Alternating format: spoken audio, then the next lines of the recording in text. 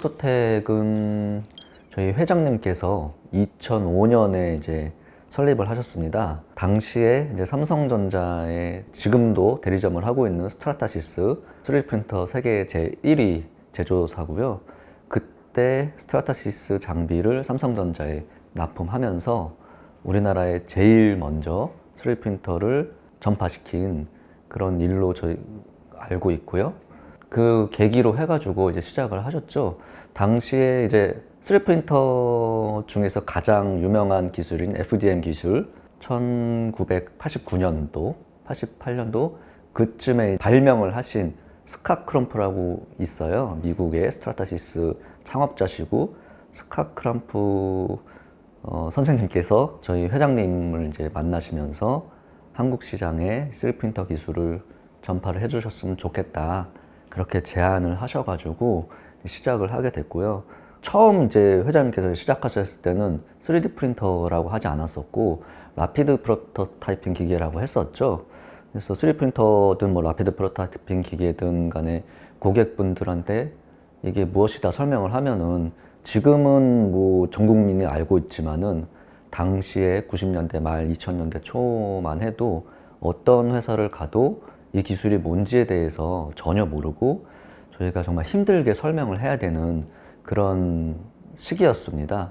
그래서 그때서부터도 3D 프린팅 기술을 어떻게 사용을 하고 어떻게 활용을 해서 부가가치를 창출할 수 있는지 생성할 수 있는지 그런 고민들을 저희가 많이 했고 계속해서 그런 사례들 보여주고 저희가 직접 선보여주고 그런 일들을 해왔습니다. 그래서 회사 창립한 이래로 계속 신장비들을 항상 제일 먼저 도입을 해서 활용을 해서 어떤 방식으로 해야지 좋은 결과를 낼 수 있는지 뭐 비용을 줄일 수 있는지 시간을 줄일 수 있는지 또는 새로운 생산성을 낼 수 있는지 그런 것들을 시도하고 고객분들한테 전달하고 했었고요. 저희가 관여된 회사들이 상당히 많습니다. 뭐 삼성뿐만이 아니고 자동차 쪽에서는 현대자동차, 뭐 현대모비스, 뭐 비롯해서 그 1차 벤더, 2차 벤더들까지도 저희가 계속 소개를 해왔고 의료 쪽에서도 뭐 아산병원이라든지 지금 굉장히 앞서서 나가고 있는 그런 업체들 처음에 시작했을 때 다 저희가 이 3D 프린팅 기술을 소개를 했었고요. 특히 이제 항공 분야 같은 경우는 저희가 직접 AS9100이라고 하는 항공 분야에 특화된 품질 경영 시스템입니다. 그래서 ISO보다 훨씬 자격 요건이 세고요. 유지하는 조건들도 굉장히 셉니다. 항공기가 이제 떨어지면은 뭐 사고가 나면은 모든 부품들이 어디서부터 재료 단계에서부터 어디에서 이제 흘러 들어왔는지 제작은 어떻게 했는지 어떤 장비로 했는지 모든 것들이 다 포함이 되어 있기 때문에 굉장히 기준이 높은 품질 경영 시스템이고요. 그런 것들도 저희가 직접 취득을 하고 항공 분야의 뭐 카이라든지 여러분 많이 알고 계시는 우리나라 최초 전투기 KF-21 보라매라든지 또는 대한항공 이런 쪽의 항공 부품 쪽에도 저희가 3D 프린팅 기술을 적용하는 일들을 많이 해왔었고요. 뿐만이 아니고 뭐 조선 분야라든지 교육 분야라든지 이 3D 프린팅 기술을 적용하기 위한 사례들을 많이 저희가 직접 연구하고 보여주고 있습니다. 어떻게 보면 국내에 이제 사실 전도사 역할 하시는 거잖아요. 그죠? 네. 굉장히 오랜 시간 동안 그런 계기 같은 게 있으실 거잖아요. 계기가 없으실까요? 저희 회장님은 전자공학과를 이제 졸업을 하시고 LG전자에서 이제 부장까지 근무를 하셨어요. 거의 한 15년, 20년 이제 근무를 하시고 이제 퇴사를 하시게 되셨는데 아무래도 LG전자 다니시다 보니까 제조 기술이라든지 어떤 제조 방법에 대해서 많이 고민을 하셨었고 접하시기도 많이 접하셨죠. 근데 그 당시에 3D 프린팅 기술에 대해서 접하시고는 이 기술이 상당히 새로운 가능성을 만들어낼 수 있는 기술이라고 판단을 하셨습니다. 그래서 아는 사람이 적었던 시기에 과감하게 이제 시작을 하셨던 계기는 3D 프린팅 기술의 미래를 보셨던 것 같아요. 지금 거래한 회사가 제가 듣기로는 한 1000개 정도 된다고 들었는데요. 예. 네. 사실인가요? 네. 근데 그러면 1000개 정도 기업과 같이 일을 하면 다른 회사와는 다른 어떤 회사의 철학 같은 게 있을 거잖아요. 저희 회사 전체적으로 다 그런 자부심을 갖고자고 하는데 우리나라 제조업에서 한 역할을 하고 싶어요.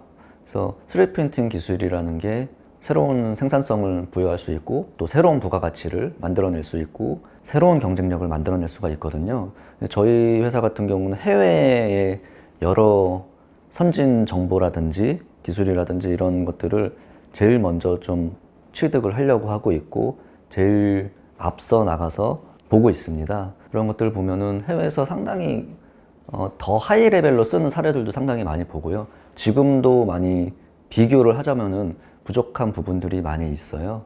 그래서 우리나라 많은 제조업체들이 이 선진 기술들을 좀 더 쉽게 그리고 엔지니어 분들, 그다음 경영자 분들이 더 많이 알 수 있게 해서 우리나라 제조 경쟁력을 좀 높이는데 조금이나마 도움을 주고 싶다, 역량을 어느 정도라도 보이고 싶다, 이런 목표를 갖고 있습니다.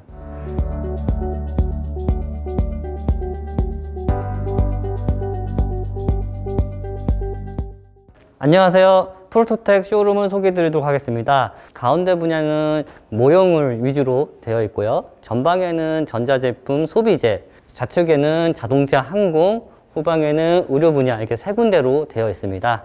그래서 처음에 전자제품, 소비재를 소개해드리도록 하겠습니다. 소비재 부분 같은 경우에서는 포투스 계열의 장비를 많이 사용하고 있습니다. 지금 단종된 380MC 장비를 2대나 보유하고 있고 프로토텍 내부에서도 450MC, 900MC 2대, 1대를 보유하고 있어가지고 서비스를 제공하고 있습니다. 포투스 장비의 가장 큰 장점은 제작 안정성이라고 보시면 되고요. 두 번째로는 사용 편리성이라고 보시면 될 것 같습니다. 제작 안정성 같은 경우에는 한번 제작을 했을 경우 무너지거나 실패 확률이 낮다고 보시면 될 것 같고요. 사용 편리성 같은 경우에서는 한번 사용해 보신 분들은 너무 편해가지고 다른 장비를 사용할 수 없을 정도로 편리하다고 이야기를 하고 있습니다. 그 중에서 왼쪽에 보시면은 이 제품 같은 경우에서는 코웨이에서 진행한 제품이고요. 코웨이 같은 경우에서는 450MC, 900MC 2대를 보유하고 있고 제작을 하고 있습니다. 실제 제품이 나오기 전에 3D 프린터로 전체를 다 제작을 하고 조립성이 문제가 없으면은 그 후로 양산에 들어가는 방법으로 제작을 하고 있습니다. 다음으로는 엔지니어링 플라스틱으로 나일론 CBCF와 TPU를 소개해드리도록 하겠습니다. 나일론 CBCF 같은 경우에서는 나일론 CB에 카본 파이버 35%가 들어갔기 때문에 알루미늄을 대체하는 재료로서 사용되고 있습니다. 대표적인 용도로는 그 로봇팔과 자동차 브라켓 정도의 류를 보시면 될 것 같습니다. 이 로봇팔 같은 경우에서는 원래 소재 알루미늄을 이용해서 제작을 해왔습니다. 알루미늄의 단점은 제작 비용 또는 제작 시간, 그리고 무게, 그리고 강도가 있었는데요. 이 나일론 CBCF 같은 경우에는 제작 시간은 뭐 하루 정도면 제작이 되고요. 강도가 굉장히 높은 재료라 가지고 알루미늄하고 비슷한 사용 기간을 보였습니다. 세 번째로는 가볍기 때문에 로봇의 그 속도가 한 30%에서 40% 상승했다고 보시면 될 것 같습니다. 다음으로는 이 브라켓류인데요. 브라켓은 알루미늄을 사용했지만 무겁기 때문에 나일론 CCF를 이용하여 가볍게 사용하고 있는 중입니다. 다음으로는 TPU입니다. TPU 같은 경우에서는 폴리우레탄의 계열의 플라스틱이라고 보시면 될 것 같은데 2년 전부터 굉장히 많이 사용되어졌습니다. 엔지니어링 기능성을 보유하고 있기 때문에 조립성이라든지 자바라라든지 이런 류에서 엔지니어링 플라스틱을 이용하여 사용하고 있습니다. 말랑한 정도는 제어할 수는 없지만 슈어 A92 정도라고 보시면 될 것 같고 92 같은 경우에서는 산업 쪽에서 굉장히 많이 사용되어 있는 슈어 값이라고 보시면 될 것 같습니다. 다음은 폴리젯을 소개해 드리도록 하겠습니다. 폴리젯 같은 경우에서는 7가지 재료를 뿌린 다음에 UV로 경화시키는 방식입니다. 7가지 재료를 뿌리기 때문에 다양한 소재를 이용하고 있습니다. 여기서 보시면은 고무 소재라든지 또는 이렇게 투명한 소재 안에 컬러풀한 물고기를 넣은 제품이라든지 이런 제품을 만들 수가 있고요. 이런 제품들은 소비재에서 많이 제작이 되어 있고 스피커라든지 또는 이렇게 신발류라든지 라는 이런 소비재에서 많이 사용되어지고 있습니다. 폴리젯 색상 구형 능력은 5가지 재료를 섞어서 화이트, 블랙, 사이언, 마젠타, 옐로우를 섞어서 50만 가지 이상의 색상을 구현할 수 있습니다. 색상 구현도 같은 경우에서는 이렇게 색상을 보여줘가지고 구현을 할 수도 있고요. 또는 이렇게 텍스처 매핑을 이용해 가지고 진짜 파인애플처럼 제작이 가능한 용도로 사용되고 있습니다. 지금 소개할 분야는 자동차 분야입니다. 자동차 분야는 포토스 계열의 장비를 굉장히 많이 사용하고 있는 분야 중에 하나입니다. 포토스 계열을 많이 사용하는 이유는 아까 설명했듯이 안정성과 사용 편리성인데요. 그 중에서 안정성을 좀 우선시할 수 있는 제품 중에 하나가 이 제품이라고 보시면 될 것 같습니다. 이 제품은 두 부분을 나눠서 조립한 부품이고요. 재료는 나일론 12라고 보시면 될 것 같습니다. 실제 자동차 재료와 거의 흡사한 물성치를 가지고 있어서 이렇게 치는 테스트나 좀 꺾는 테스트들을 진행하여 3D 프린터가 문제없이 기능성 테스트를 할 수 있다라고 판단을 한 파트라고 보시면 될 것 같습니다. 두 번째로는 이렇게 대시보드를 제작한 거라고 보시면 될 것 같습니다. 대시보드 같은 경우에서는 3분할을 하고 나서 조립을 해가지고 납품하는 사례인데요. 이런 거 같은 경우에서는 3D 프린터 이외에 다른 공법으로 제작을 할 경우 굉장히 시간이 많이 걸리고 비용이 높아지는 단점이 있어서 3D 프린팅을 이용하고 있고, 지금 같은 경우에는 현대자동차 전주라든지 남양이라든지 여러 가지 연구소에서 굉장히 많이 사용하고 있는 부분이라고 보시면 될 것 같습니다.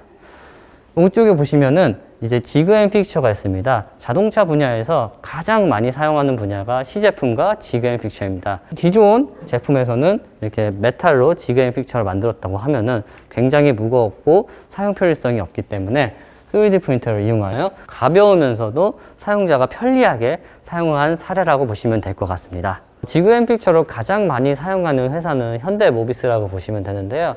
현대모비스에서는 ABS, PC, 울템, 나일론 4가지 종류를 사용하고 있습니다.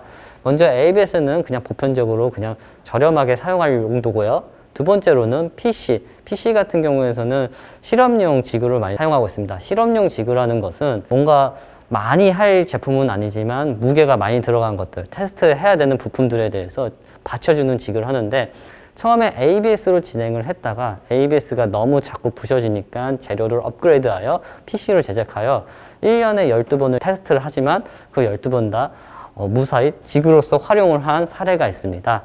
그 다음으로는 울텐 908을 많이 사용하는데요. 울텐 908 같은 경우에서는 강도 그리고 고온의 재료이기 때문에 여러 가지 기능성 테스트를 할 때 지그로서 많이 사용되어지고 있습니다.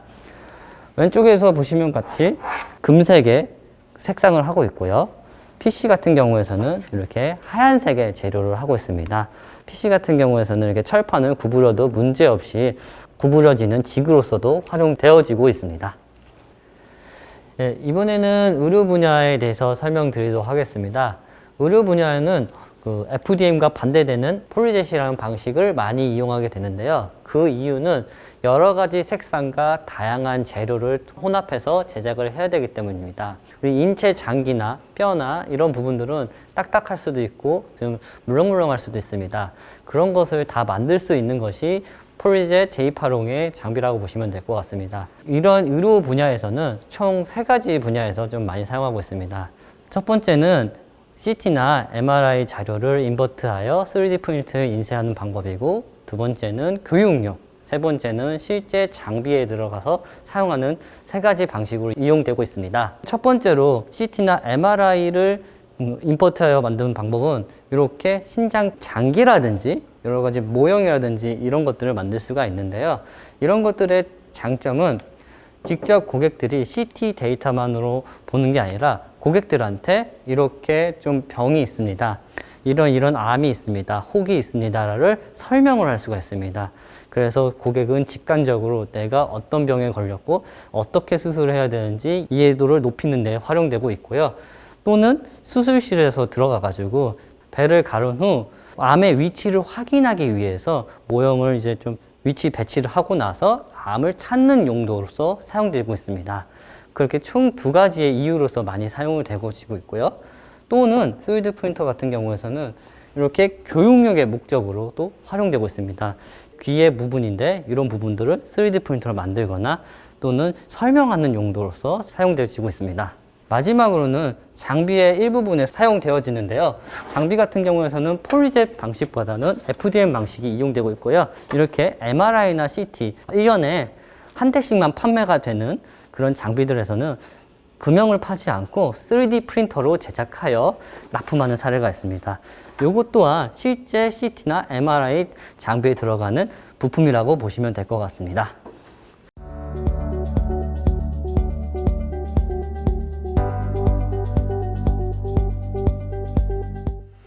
예, 지금 보고 계시는 트루프린트 3000 장비의 특징을 간단하게 소개시켜 드릴 건데요. 트럼프라는 회사에서 제작된 장비고요. 트럼프라는 회사는 아시다시피 전 세계에서 레이저 소스로 가장 유명하고 신뢰성 높은 그런 회사로 알려져 있습니다. 특징으로는 다른 타사 장비 같은 경우는 이 베드의 형상이 사각형으로 되어 있지만 이 트루프린트 3000 같은 경우는 원형으로 이렇게 생성이 되어 있고요. 원형의 사실은 장점이라고 하면은 이 레이저 소스가 가운데에서 미러를 통해서 이렇게 제어되기 때문에 이 반경 위주로 이렇게 움직이게 됩니다. 만약에 이 반경을 벗어난 그 이외의 영역에 대해서는 어떤 왜곡이나 형상의 약간 치수의 정밀도가 다소 떨어지는 그런 특징들을 보이고 있는데 이 트루프린트 3000 같은 경우는 베드를 아예 원형으로 형성해놨기 때문에 그런 문제점을 좀 많이 줄인 장비라고 보실 수가 있고요. 이 화면에 보시듯이 모니터링 기능이 특징적으로 볼 수가 있는데 이 장비는 양산적으로도 굉장히 활용도가 높겠지만 이 모니터링 기능을 통해서 연구용으로도 이 빌드 과정 중에서 어떤 문제점이 있었는지 뭐 산소 포화도가 어땠는지 뭐 또는 뭐 쉴딩 가스의 어떤 온도 뭐 여러 가지 이런 외부 온도 이런 것들을 분석하실 수가 있어서 연구용으로도 상당히 유용하게 쓰실 수가 있습니다. 저희 트루프린트 3000 장비 같은 경우는 이 서플라이 실린더가 2개 있고 빌드 실린더가 하나가 있는데요. 이 서플라이 실린더 2개인 이유는 메인 빌드 실린더에서 적층하는 파트의 볼륨이 클 경우 재료의 모자람을 방지하기 위해서 그렇게 넉넉한 서플라이 실린더를 가지고 있습니다. 이 서플라이 실린더는 이제 추후에 파우더가 없을 경우 하나를 빼고 하나만 가지고도 사용하실 수가 있게 되고요.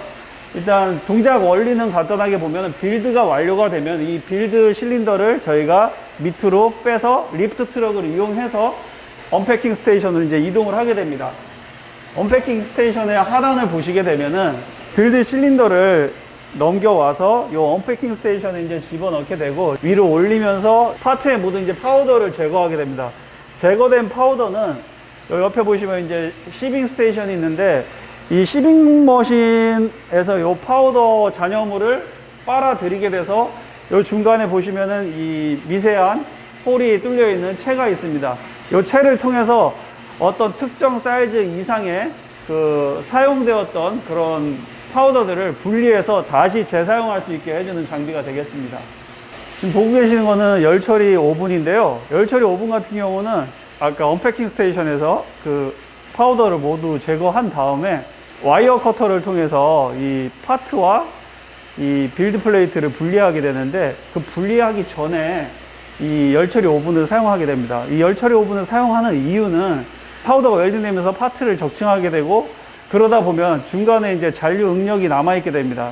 그런 잔류 응력을 최소화해주는 역할을 하게 되는 열처리 로입니다.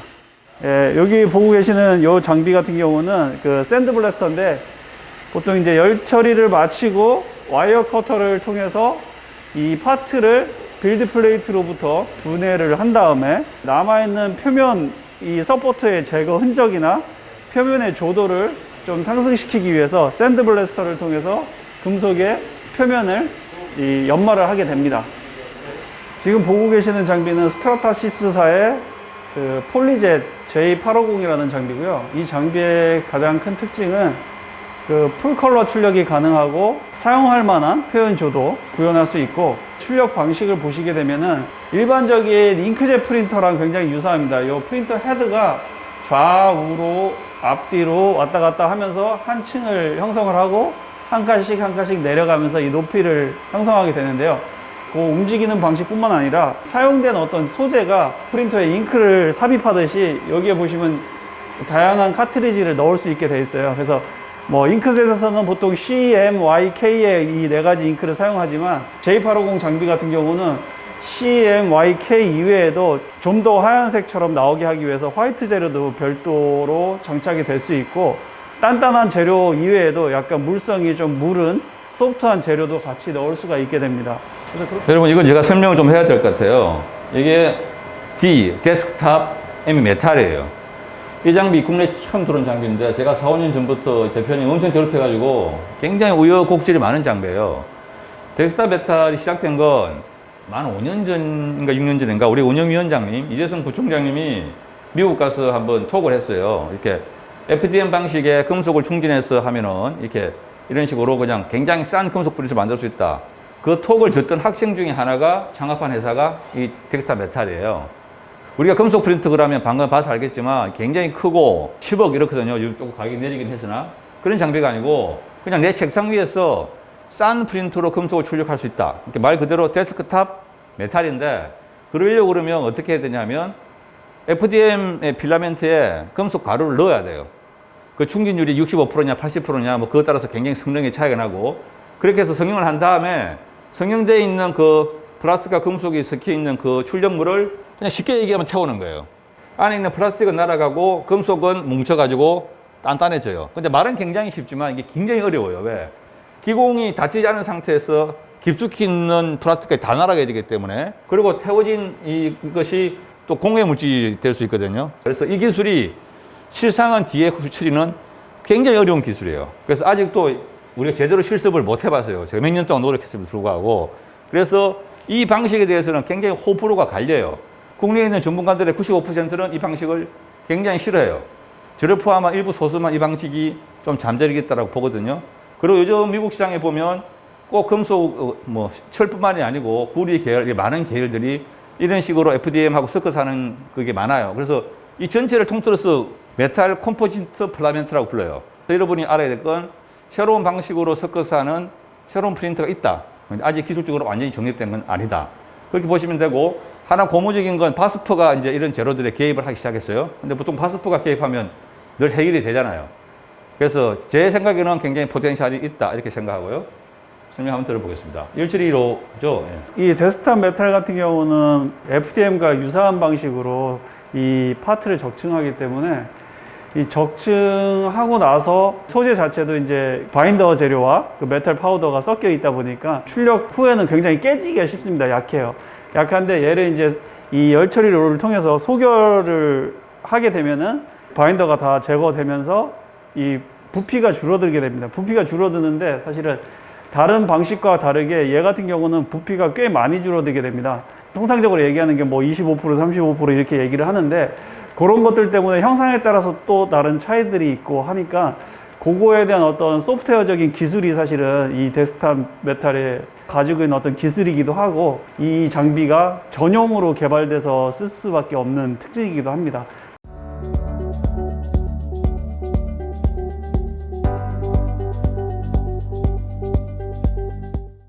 후처리실을 소개해 드리도록 하겠습니다. 후처리실은 3D 프린터 제품이 제작되고 나서 서포트 제거, 사상, 그리고 완제품을 만드는 공간이라고 보시면 될 것 같습니다. 그래서 지금은 NDA 제품들이 굉장히 많기 때문에 공유는 불가능하지만 이 앞에서 설명드리도록 하겠습니다. FDM 같은 경우에서 모델과 서포터를 좀 분리하는 과정을 좀 후처리실에서 진행을 하고 모델과 서포터를 제거하는 과정을 후처리실에서 진행을 합니다. 그 후 제거된 제품들을 다 사상을 거쳐서 제품을 완성시킵니다.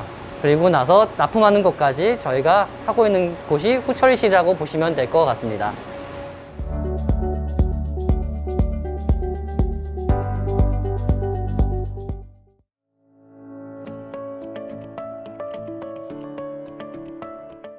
저희 회사 면접 온 직원, 면접자가 한 명 있었어요.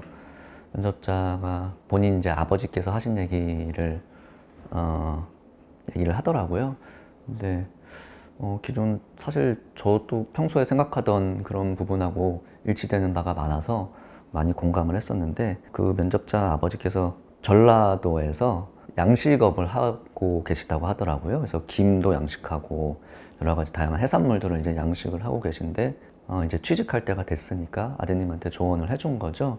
그런데 어떤 분야에서 어떤 일을 하든지 장인이 되라. 그런 말씀을 하셨다고 해요. 그래서 참 좋은 말씀이다. 저는 이런 생각을 들었는데 하나는 어떤 분야에서 장인이 되던 간에 장인이 된다는 거는 사회에 기여를 할 수 있다는 거잖아요. 우리가 한 번 사는 인생인데 그래도 조금이나마 어떤 기여를 할 수 있지 않을까, 그런 기여를 할 수 있는 그런 삶이 좀 의미 있지 않을까라는 생각을 하고 있고, 저 개인적으로도 부족한 게 많지만 이 분야에서 장인이 될 수 있도록 제 위치에서 항상 노력을 하고 있는 거고요. 두 번째는 장인이 된다는 거는 정직한 삶을 사는 거 아니에요. 명예도 있고 돈도 있고 권력도 있고 하지만은 뭐를 얻든 간에 그런 정직성을 갖고 삶을 산다면은 설사 뭐 돈을 못 얻든 권력이나 명예를 못 얻든 그럼에도 불구하고 가치 있는 삶을 사는 게 아닐까, 그런 생각을 했습니다.